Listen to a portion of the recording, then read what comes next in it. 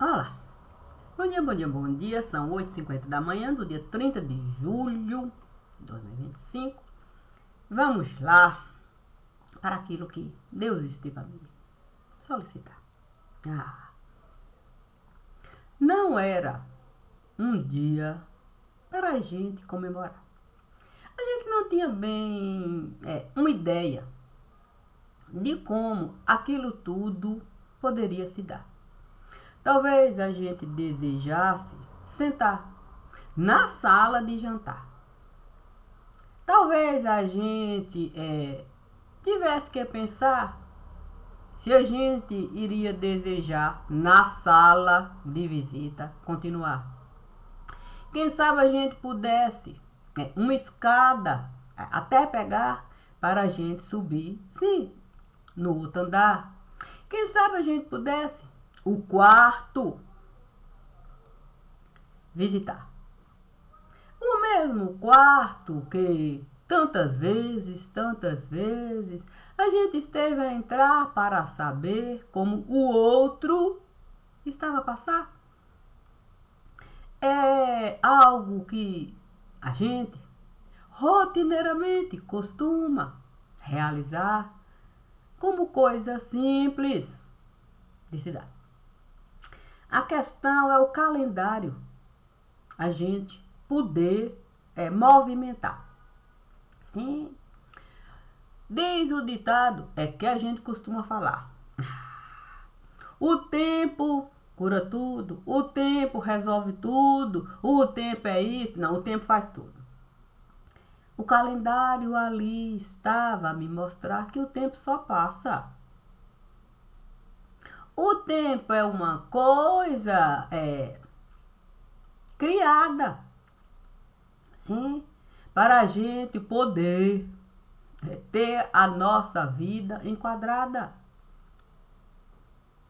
Assim, o tempo é uma coisa adaptada às necessidades de cada casa.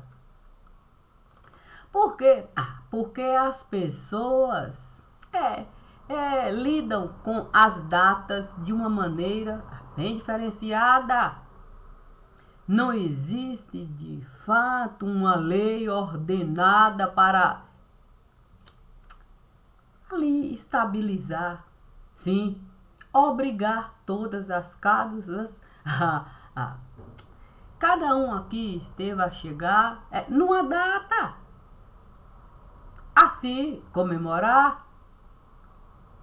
Se é assim, não tem como a gente, de fato, determinar que aquele é o dia em que todos devem o aniversário comemorar para o mundo não ter que parar. E por que disso eu estou a falar? É uma coisa simples. Sim, uma coisa simples. Deus me disse assim: olha, Maria de Cássia, se eu viesse lhe solicitar para você um anjo carregar, que tipo de sentimento você iria no caixão colocar? Eu, tendo como entendimento que anjo é alguém inocente nesse lugar, bem diferente, sim, do anjo que a gente pode até o nome da escritura nela ali encontrar. Eu saberia, sim, diferenciar, sim, o anjo da escritura, sim, que tinha sabedoria, até para dizer para Zacarias mudo ficar, sim, pela falta de crédito que Zacarias ali esteve a vivenciar, não dando crédito ao anjo Gabriel, que veio São João Batista anunciar.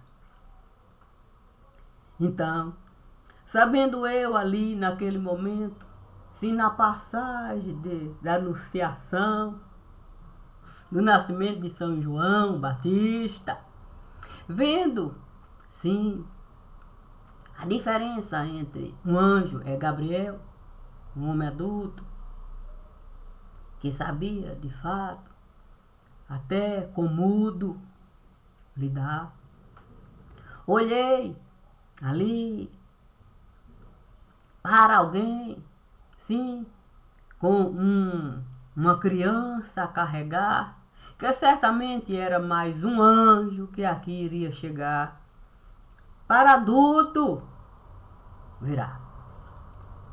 Fiquei pensando como é esse sentimento, sim, de gente carregar um anjo que aqui esteve a chegar, como São João, ali, nos braços de alguém, ali, a balançar, para ele poder adulto virar, daquele anjo que no ventre ainda está, que ainda não teve esse entendimento de ver a luz solar.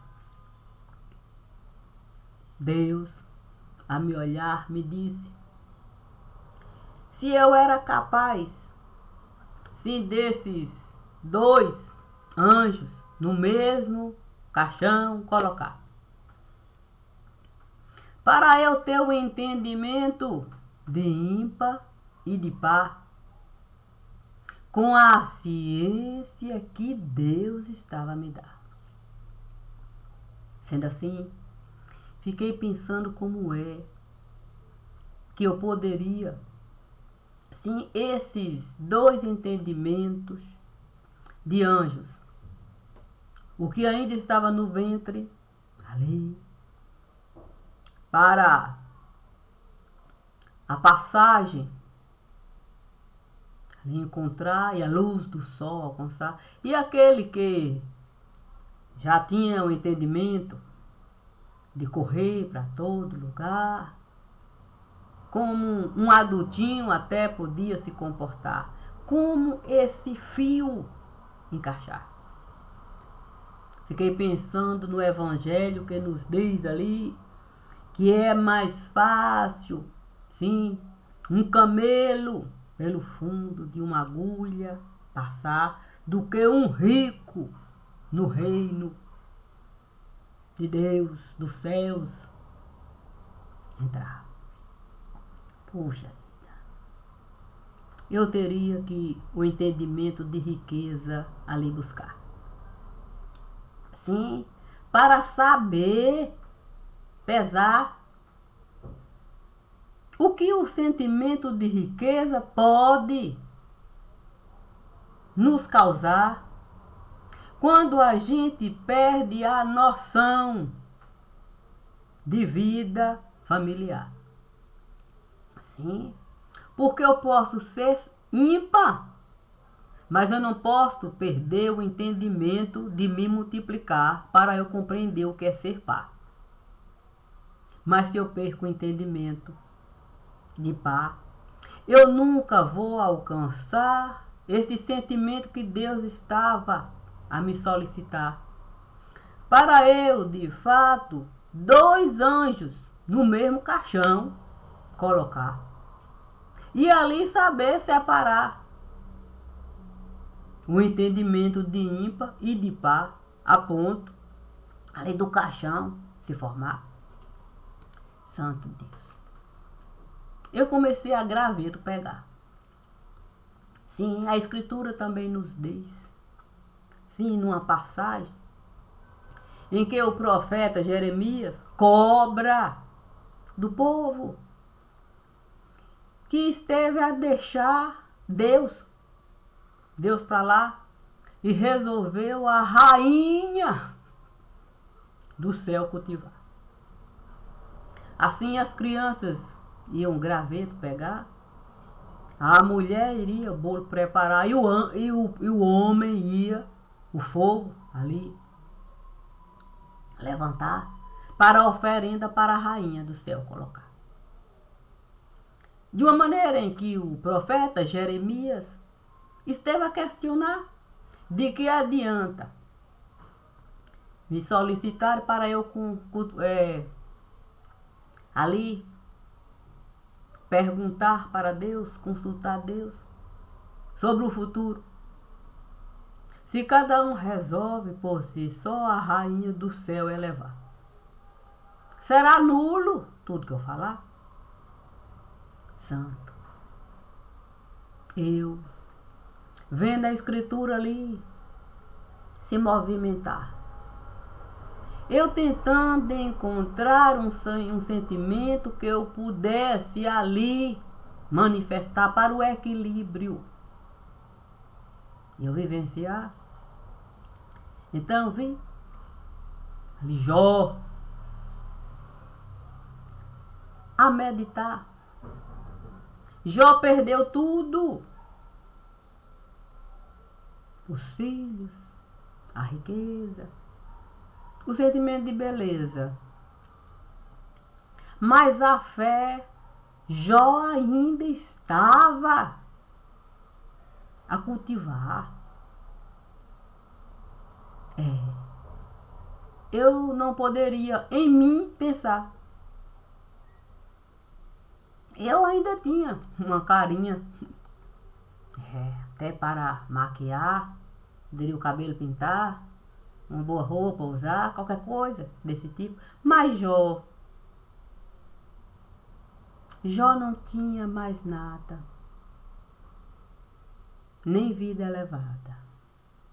Toda a vida de Jó estava ali, completamente esbagaçada. Era esse o sentimento que eu deveria no caixão colocar. Aquele que Jó tinha para me dar.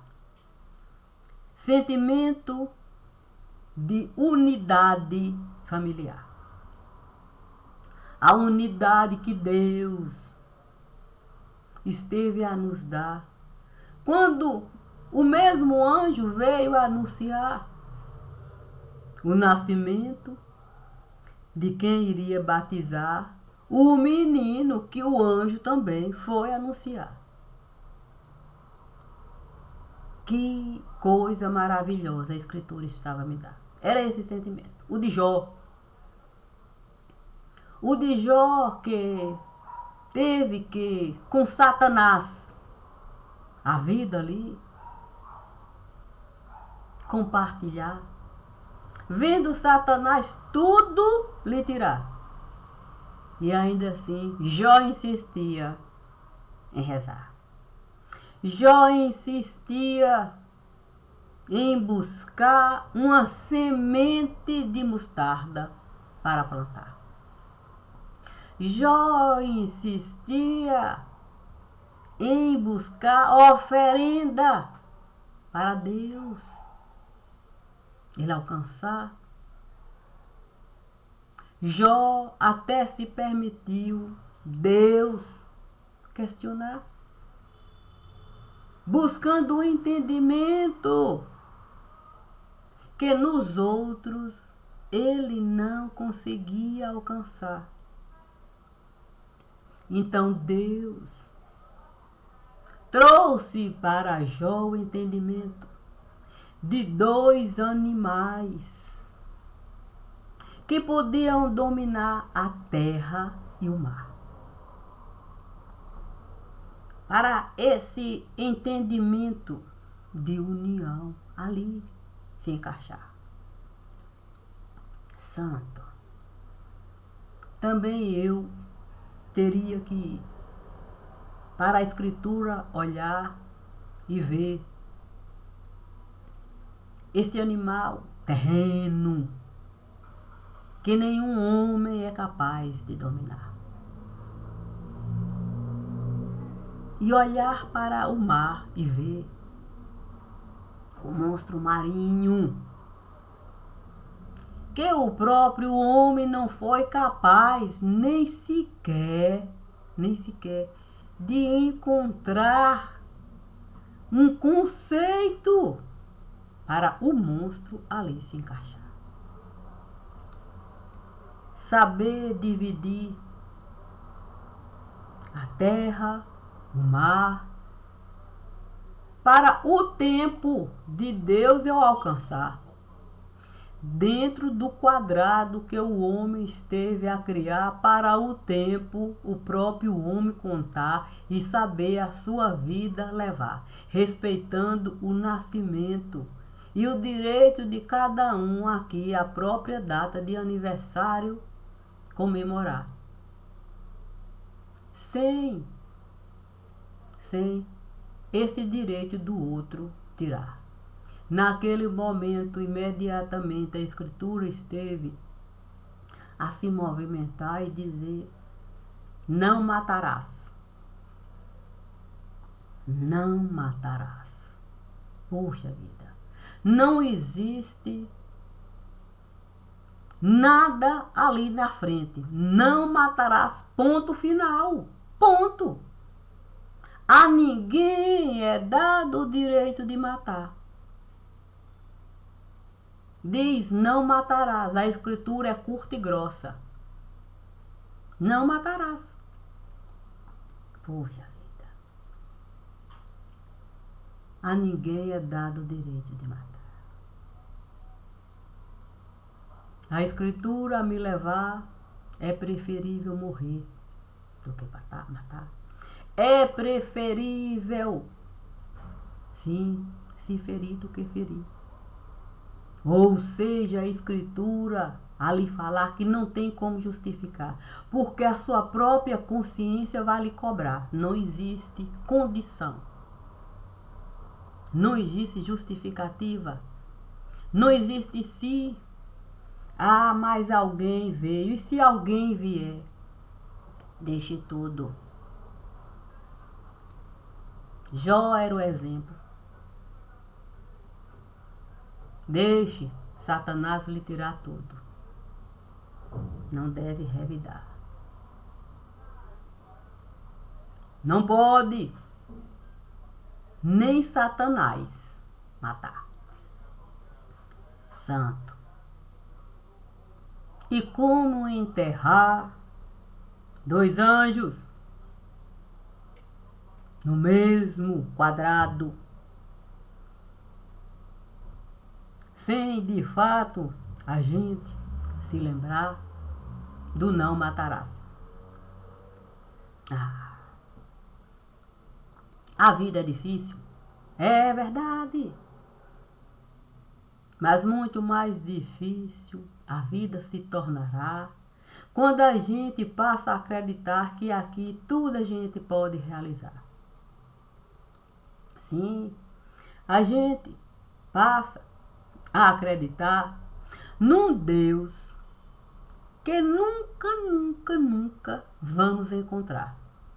Sim, quando na cidade do pé junto, pezinho ali juntinho, ó, do pé junto, a gente não vai encontrar esse Deus. O da nossa alucinação. Ali é a Escritura de Deus, a perfeição, o relógio da perfeição, 365 dias e 6 horas ali, toque, toque, toque, toque, toque, toque, aqui ó, na nossa mente. E a gente vendo o quão aqui a gente foi inconsequente com o Deus da alucinação. Um Deus que você não encontra em nenhum tipo de religião que busca, de fato, o mínimo de razão.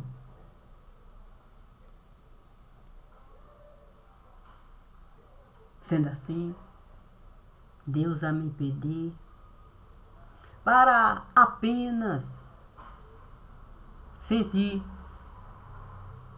piedade dentro de mim. Uma piedade que aqui eu não recebi, que aqui eu não conheci. Uma piedade que nem sequer passou por mim. Mas Deus a me pedir para eu buscar esse conceito dentro da escritura na qual eu vivi. Santo. Como buscar? Sim. Como eu poderia encontrar esse sentimento para eu poder em mim mesma plantar? Sim, para eu me equilibrar.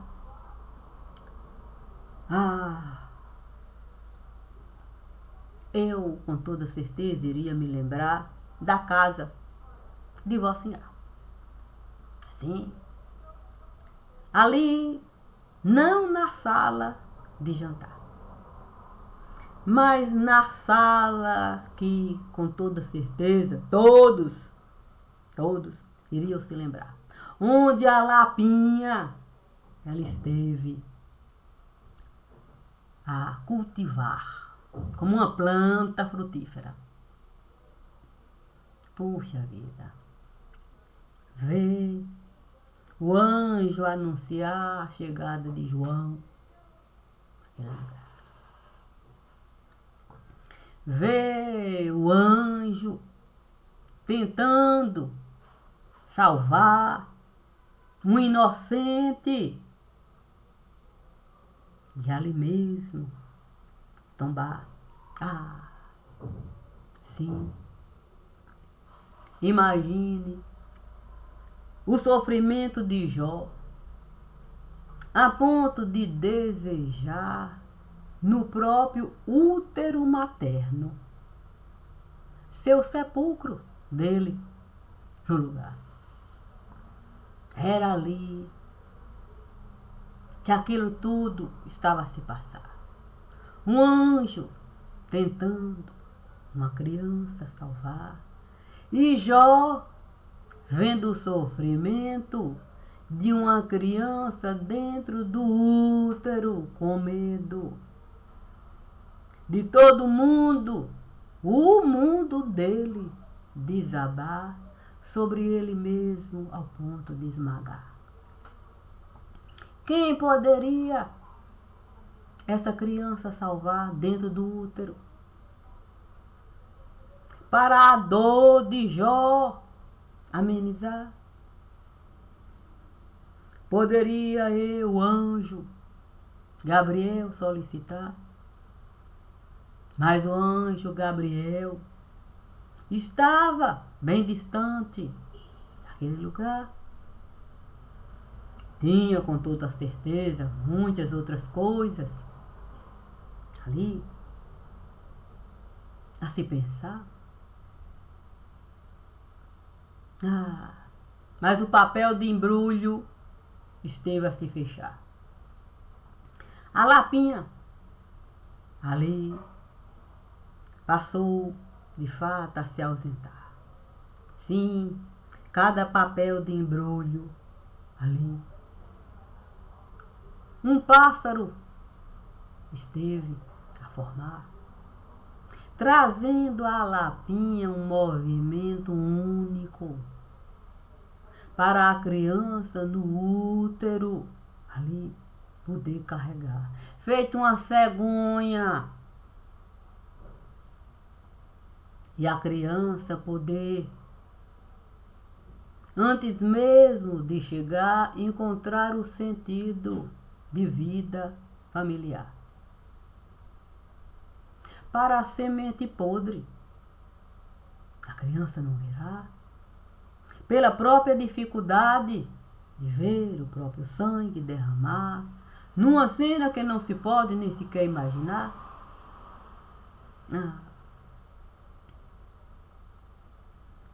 Que tipo de vida eu poderia desejar para uma criança que poderia chegar dentro de um ambiente onde não se sabe bem onde começar, quando terminar, a dimensão do tempo se o tempo fosse ficar circular. Poxa, não é fácil um tempo circular, não. Esse tipo de tempo que fica o tempo todo, na nossa cabeça a rodar. Se a gente conseguir a porta encontrar, para esse tempo passado virar. Imagina uma criança ficar o tempo todo nesse tempo, sem conseguir do passado se livrar para o presente começar a contar. E no futuro ela poder estar. Quando eu vi que aquilo tudo ali estava a se passar num quadro negro que ninguém quis enxergar, a Bíblia eu estive a fechar. Fechei a Bíblia e fiquei a olhar qual a dificuldade. De gente, um passinho dá, outro passinho dá, um passinho dá, outro passinho dá. E a gente ao menos se lembrar do Salmo 23. Sim, porque muitas pessoas recitam o Salmo 23 sem nem sequer ter uma Bíblia no próprio lar. Mas sabe que o Salmo 23 alguém esteve a deixar, nos convidando para pensar que é difícil, no vale de sombra de morte. Um ente querido está. Poxa vida. Imagine eu encontrar pai no vale de sombra de morte. Algo terrível, difícil. Ali, ter que ir com o pai falar que outros ali iriam chegar. E não iriam encontrar a sala de jantar. Nem sequer na sala de visita iriam poder ficar. Tamanha a dificuldade de lidar, sim, com o Salmo número 1. Puxa vida. Esses, com toda certeza, iriam penar. Teria que, pelo Salmo 17, passar. Aquela dificuldade toda de ter a compreensão de que não é fácil pele e osso a gente virar. Porque a gente não quis na própria carne pensar. Santo Deus. Mas eu, que tinha esse compromisso com o pai, e para casa voltar, deixei de fato a Bíblia um caixãozinho virar. Era o sentimento que eu com toda certeza queria encontrar. Dentro de tudo aquilo que Deus esteve a me mostrar. Deus não iria se importar se eu pegasse a Bíblia para num caixãozinho transformar, para eu poder, sim, as duas mãos no mesmo caixão juntar, com a certeza de que eu jamais iria abandonar meu pai no vale de sombra de morte. Nunca. Ainda que eu tivesse mesmo que a minha própria vida deixar só para de pai. Só para de pai. Eu, de fato,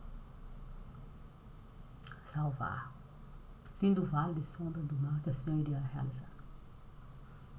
Não existe a menor possibilidade eu deixar meu pai no vale de sombra de morte. Nunca existiria essa possibilidade. Meu pai foi a única pessoa que desejou mesmo me olhar sem de fato me questionar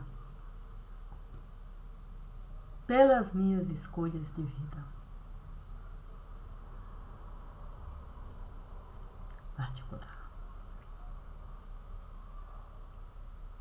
Ele nem sequer esteve a me perguntar porque eu não fui mais lá. Porque ele nunca teve dúvida. Nunca teve dúvida de que eu sempre estive a colocar o nome dele no altar.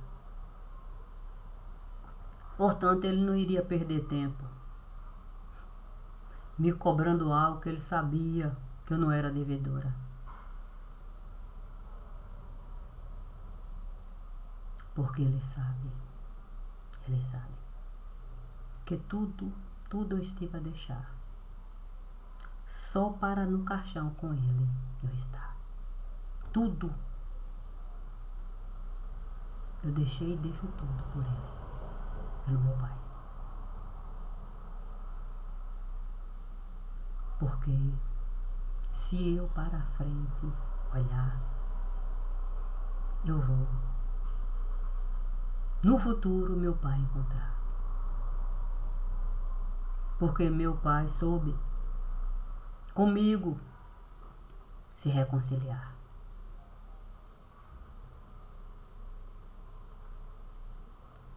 Quando ele, na roça, veio me abraçar, sabendo que eu não poderia ali antes estar. Eu não tenho nada para de meu pai falar, nada. Porque se durante muito tempo, é verdade, sozinha aqui eu estive a labutar, sem encontrar resquício de Cássio, em nenhum ente familiar, eu digo dessa Cássio, que ninguém quis mesmo enxergar, eu também pude voltar e ver que meu pai nunca esteve a deixar de rezar por uma filha que ele colocou no altar. Então, eu pude, de alguma maneira, encaixar algumzinho para a Cássia preparar, para com o pai dela ela estar. E assim, os dois poderem, juntinhos mesmo, na casa da mãe dele, entrar. Deixando claro que eu jamais iria deixar pai no vale de sombra e de morte, sozinho ficar. Portanto, é difícil aqui decifrar a leitura que Deus esteve a me dar, mas eu devo respeitar e fazer da forma como aqui esteve a se desenhar, para respeitar quem de fato está a matar a semente que Deus esteve a criar. Sendo assim, vou esse vídeo encerrar. No próximo eu vou aqui gravar para de fato o dia completar. Bom dia e obrigada sempre. Eu bem vou ficar, porque eu vou encontrar a Escritura Santa.